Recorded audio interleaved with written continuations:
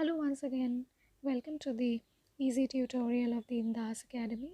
So today's topic of discussion is Thomas Hardy, and as we all know, he is one of the prominent novelists of the 19th century.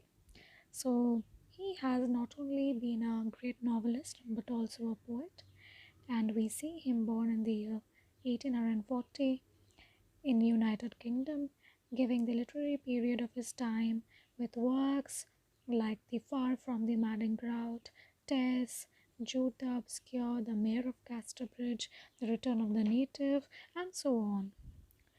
So we also see him dying in the year 1920 in the United Kingdom. Some of his great works has also been adapted into films like Tess, Jude, Mayor of the Casterbridge, Far from the Madding Crowd, and so on. So we see of him being a kind of a profound influence on the succeeding eras, and we see that his works are of great volumes and standing into a great equilibrium of rustic life, sequence, powerful logic, interconnectedness, and impressive style. So we see both realism infused in his works and certainly settled and located in the countryside. So we see among all his works there is a huge influence of the countryside culture, or we can say the village culture. So certainly from his novels like Under the Greenwood Tree in 1872, Far from the Madding Crowd in 1984, The Return of the Native in 1878, The Mayor of Casterbridge in 1856, and certainly some of his short stories like The Wessex Tales, A Changed Man, and so on. We see every great works of his novels and short stories and poems and others have been within the countryside setting. So we also are aware of the fact that one of his fictitious place or a location is the Wessex. So from uh, peculiar works of Thomas Hardy, we see that he earlier lived in rural Dorset, which is a very remote place, and certainly we get to see that the Dorset culture, tradition, inhabitants have actually allowed him to form this fictitious region named the Wessex. So certainly this immortal region becomes the realm of all his novels, most of his novels we can say. Now coming uh, him kind of considering him to be a novelist, we also see that another kind of a salient feature of Thomas Hardy, apart from this fictitious Wessex, we see that it's his characterization, his character sketch, which actually allows a interconnectedness, relativity of the readers with his works. So it is in also the Mayor of Casterbridge, we see that there is this very a kind of significant relations that are binding these major and minor characters. So this novel is also celebrated in terms of its character sketch. Now, if we talk about his thematic structure, we see that most of his works are very reflective, something that readers can associate with because it often kind of reflects the rural lives, the perspectives of the local people, the setting is something that's very relatable of the time, and so we feel that most of his plays and novels are very reflective, relatable, kind of creating a very interconnected atmosphere. And also it allows us to think as a reader of the different problems of life. So primarily his aim of being a novelist and creating beautiful works can place a very similar specimens of humanity, human problems, human issues, human faults in various phases of life. So along with the development of the characters, along with the recognition of one's own fault, it's the reader who also gets to understand themselves. So the characterization in Hardy's novels is kind of, we can say, a very wonderful gift that not only develop characters but also brings out the greatness of being blessed in the form of mankind.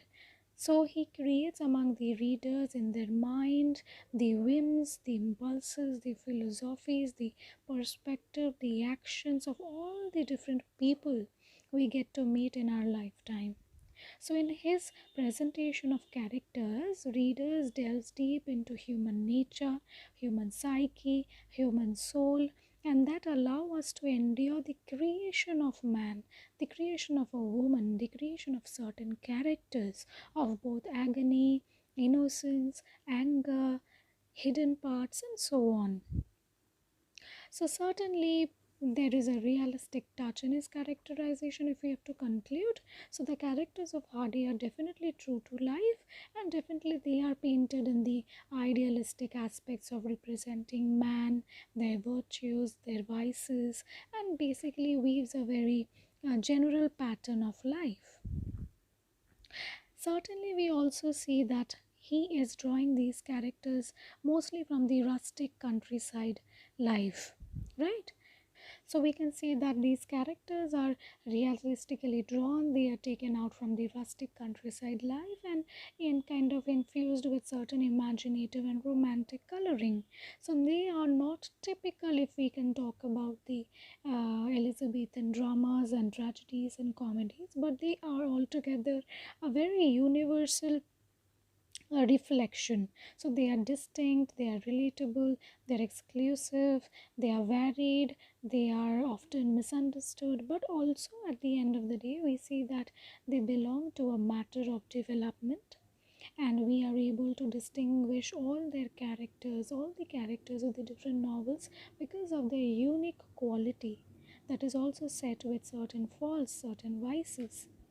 So, as a reader, it is actually the scenic setting for his stories, the Wessex locale, the brooding over the character, the understanding of the change, and the uh, indefiniteness of being a man, being a being, and also therefore allows us to appreciate his works. So similarly, if we talk about the Mayor of Casterbridge, it is again mentioned under the Wessex novels, and we see that primarily not even after being a fictitious region, it holds a very similar vibe, atmosphere, and environment that is similar to Dorset. So, if we talk about the plot, which is actually very enthralling throughout the time, even now when we read Mayor of Casterbridge, it is the character of Michael Henchard which is actually set deep into our mind because we are getting to realize his strengths and weakness. And since the narration is so absorbing, so relatable, so systematically presented in a certain chain of events that it becomes all the more very connected.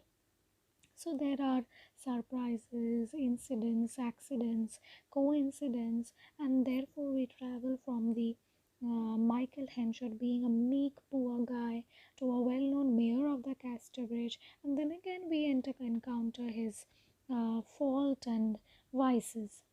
So we see that the character portraiture of each of the major and minor characters, beginning from Michael Henchard, his wife Susan, their child so Elizabeth Jane, then Newson, Farfrey, Lucetta, we see that these character portraiture are having certain unique strength and folly. So, if we talk about Michael Henchard, we see that it is his impulsive behavior that leads to his fall. So, each of these characters are wounded by some or the other kind of drop of folly. So, it is Hardy's philosophy that we often get to hear that happiness is but a dream in the general drama of pain. Now, talking about the Michael Henchard around which the plot revolves primarily, is that we begin with the Henchard being a hairdresser who is actually a grass cutter.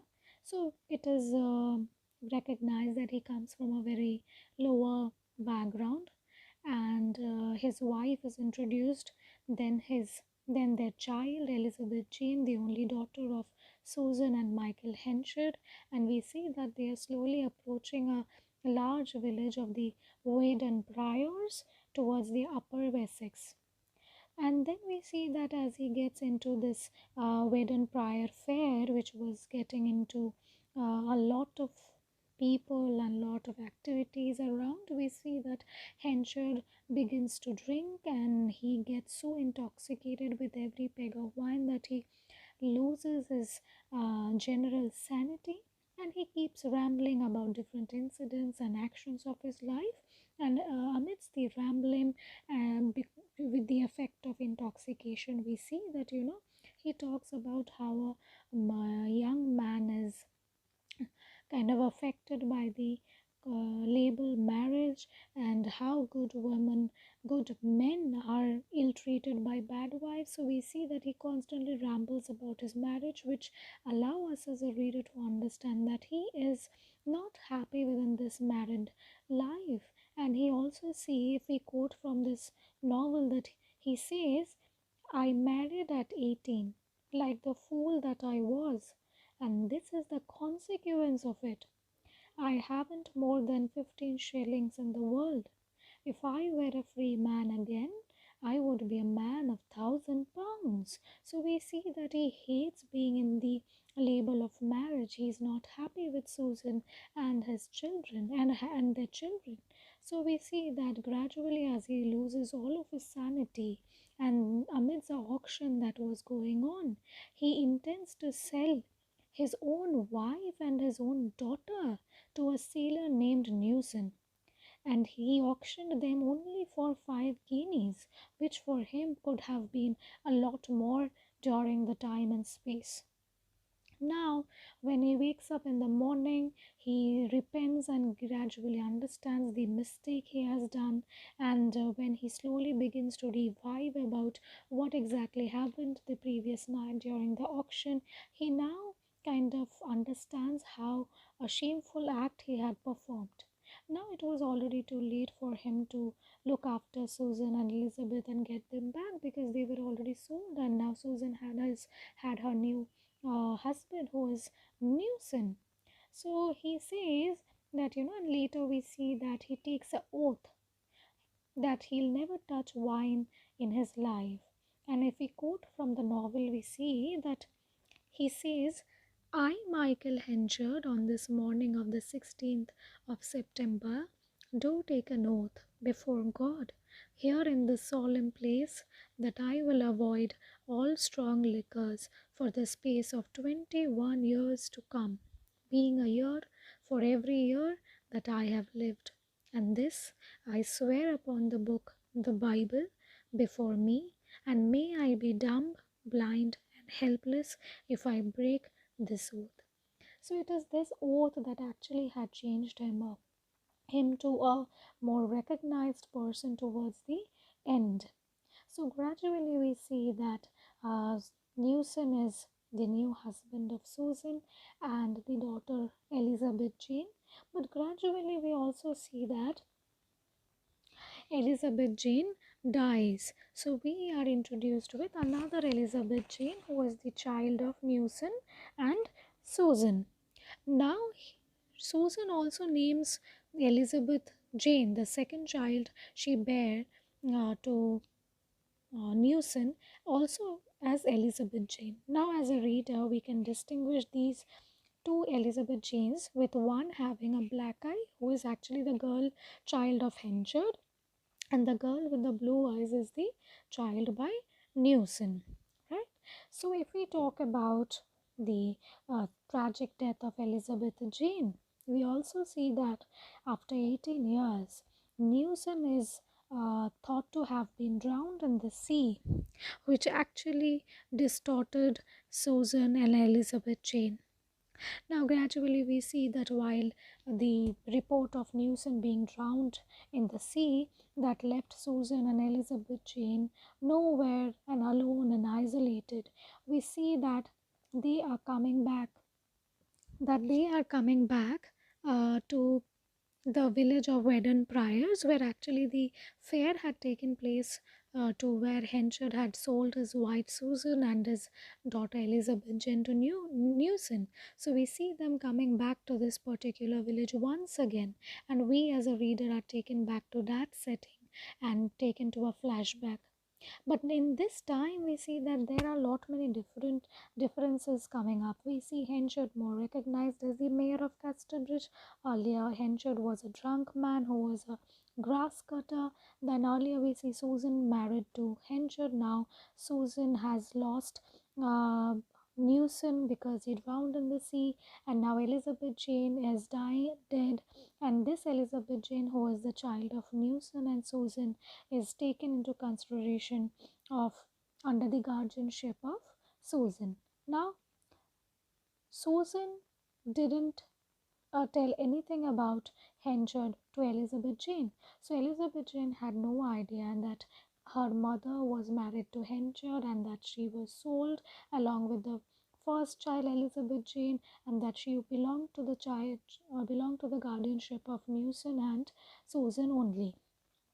However, we see that Jane and Elizabeth Susan both reaches the village of Wedden Priors to inquire about Henchard. Now, and now we see that in the King's Arms, the chief hotel of the town, there we see that Susan and Elizabeth had arrived at Casterbridge, and now Susan wants to meet the mayor of Casterbridge, her previous husband, to which Elizabeth Jane is unaware of. But gradually we see the story being unfolded, and we see that there is a character named Lucetta coming up. So Lucetta was actually a woman who is a middle-aged woman, and she had taken a good care of Henchard while he was ill. So Henchard and Lucetta developed a very cordial relationship and they intended to marry. But however, amidst this of kind of emotional affair, we see Susan coming in between where she meets Henchard and they recount their previous life and what exactly happened, and she tells that this is Elizabeth Jane, their only child, and they intended to marry. And we also see that Henchard gets married to Susan, and later on, as Susan dies, we see that she handovers a letter to Henchard, which she asked that he could only open it after she dies.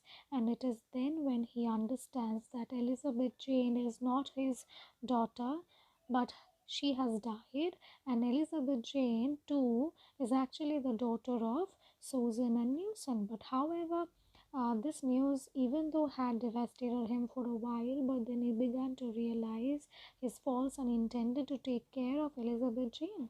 Meanwhile, what happened was Lucetta, who was developing emotions for Henchard, we see that gradually overcomes the feelings and intends to marry Farfrey because of his current position. Now, who is Farfrey? So we see Farfrey is a Scotsman who is appointed as the manager by Henchard.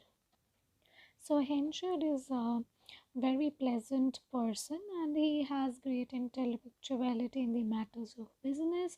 He has bright eyes and definitely quite good looking.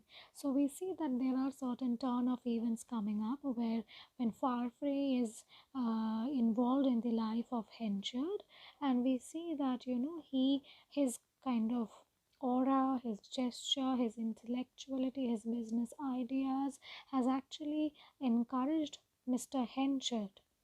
Henchard allows for Donald Farfrey to become his manager because he had given certain opportunities, ideas to him that could take his business to another peak, and therefore slowly we see that after the death of Susan, and when he gets to hear that Elizabeth Jane is not his daughter but Newson's, so gradually there is an emotional turmoil coming into the plot, and we see Henchard gradually declining. So as he gradually declines and his popularity gets thinner, we see Donald Farfrey in comparison is getting towards a pedestal. So he becomes all the more very popular because he is being able to handle the situation, the customers, the business, the workers, and we see that all the more Henchard's business is now taken over by Farfrey.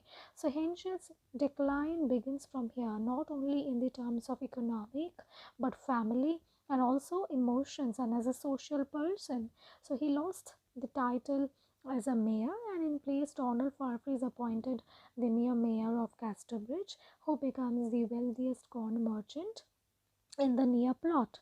And also we see Lucetta, who had a very keen interest in Henchard and intended to marry him when he was in his popular time and he was the mayor of the town, but gradually she withdrew marrying Henchard because he all the more married Susan, his wife, who is now no more, and Lucetta now wants to marry the new mayor, that is Donald Farfrey, and we see that happening in the coming chapters. Now, what happened is that Lucetta dies after having certain period of time being married to Farfrey. Now, why did she die? What caused her tragic death or sudden death? We see that she had been writing certain love letters to Henchard because she had a respectable emotion for Henchard. Now she passes off these love letters in the hands of Job. So there is a character coming in this situation which we see plays a very villainal role, a role of villain. So we see Job actually takes a turn when he spreads this news of love letter and reads it out and spreads like a wildfire of Lucetta having a secret affair with Michael Henchard, and that all the more brings to the point where Henchard loses all his popularity even amidst the commoners. So we see that, unable to bear the news and disgrace and disrespect from the society and the people, she actually had this terrible shock had resulted to her tragic death. Now with the tragic death of Lucetta, Farfrey is uh, shattered, but however he doesn't let the business get affected. On we see that Elizabeth Jane is having is developing a emotion towards Farfrey, and we see that destiny unites Farfrey and Elizabeth, and they are tied in a matrimony after Lucetta's death. So during this time we see that Newson comes back to life. So initially we knew of him being drowned in the sea, but we see that now when he was saved during the time when he was drowning, he comes back to the Casterbridge in search of his wife Susan and daughter Elizabeth Jane, and is deceived by Mr. Henchard, saying that both Susan and Elizabeth Jane were dead, because Henchard was being very protective about the child Elizabeth Jane, because he had already lost Susan and he didn't want to lose Elizabeth Jane because that's the only hope of living he had. But gradually we see that even this impulsive behavior of Henchard put kind of caught down to his folly. So we see Elizabeth Jane inquiring and encountering Newson, her father, who tells that Henchard had deceived him by saying that Susan and Elizabeth Jane had died.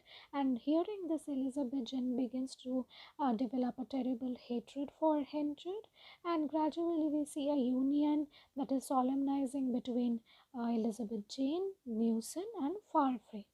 Now we come to the climax where we see that Henchard pays the last visit to Elizabeth Jane during her holy matrimony, where she is having a verbal banter with Henchard because she is unable to forgive of his actions and events throughout uh, their life, the period that he had been staying as a in the Casterbridge as a mayor. And also we see that unable to explain his events and actions, he fails to make a point to Elizabeth Jane, and Henchard apologizes of all that he had done and he repents of his actions. So we see that, during this period the readers are able to connect well with the uh, character Henchard, who slowly begins to fall prey to his own actions. So we see there is a sympathetic atmosphere being built. So Henchard moves out of her room and departs from the house from the back, leaving the cage of a bird, leaving the cage with a bird in it outside her room. So gradually towards the end we see that we as readers encounter a tragic death of Henchard. Now this particular character who around whom we are setting into this grim drama of rise and fall, we see that he becomes penniless, friendless, homeless, and from where he began as a poor grass cutter, fate brings him to that very situation. He is again a poor grass cutter and intends to leave the city of Casterbridge, carrying the burden of shame and impulsive actions. And we see that when he intends to reach to a destination, he dies in his way, and this news of his death is brought to Elizabeth Jane and her husband Farfrae. And we see a very sympathetic side of Elizabeth Jane towards Henchard for the last time, where she actually bursts into tears. So as a reader, we are now taken back with the events and actions that brings the rise and fall of Michael Henschel. Lastly, we move into two minor characters who are the formative woman and the able Whittle. Now we see that this particular formative woman plays an important role in Susan's life because she gives crucial information about Henchard that allows Susan and Elizabeth Jane to inquire and find Michael Henchard when they arrive at Casterbridge. So on the other hand, we see that the turn of events in Henchard's life is also kind of brought about by formative woman, because it is the time when she discloses the secrets of the events that Henchard had played to the judges in the open court. So, she said that the magistrate was not fit to try her because he was no less corrupt. As a result, Henchard had received a reputation which ruined his popularity and his personality.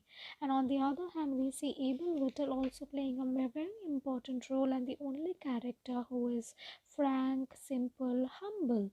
So we see that he plays a very small role in this huge plot, but it's very significant because we see that it is his simplicity, it is his frankness that brings a very kind of contrast between characters like Farfrae and Henchard. So we see that initially he was ill-treated. Ill-treated by Henchard. He was very rude towards him, which actually caught the attention of Farfrae. That actually bridged the gap between both Henchard and Farfrae, because Farfrae didn't like or disliked his attitude towards Abel Whittle. So we see that later on, as he loses the position of the mayor of the Casterbridge, Farfrae takes hold of Abel Whittle, who builds a very cordial relationship with him, and we see Abel Whittle being a more happy man under Farfrae rather than that of Henchard. But that didn't allow him to help him during the time of his forlorn state of misery on Egdon Heath. So we see Abel Whittle as being very noble, who treats Henchard during his forlorn state of misery on Egdon Heath.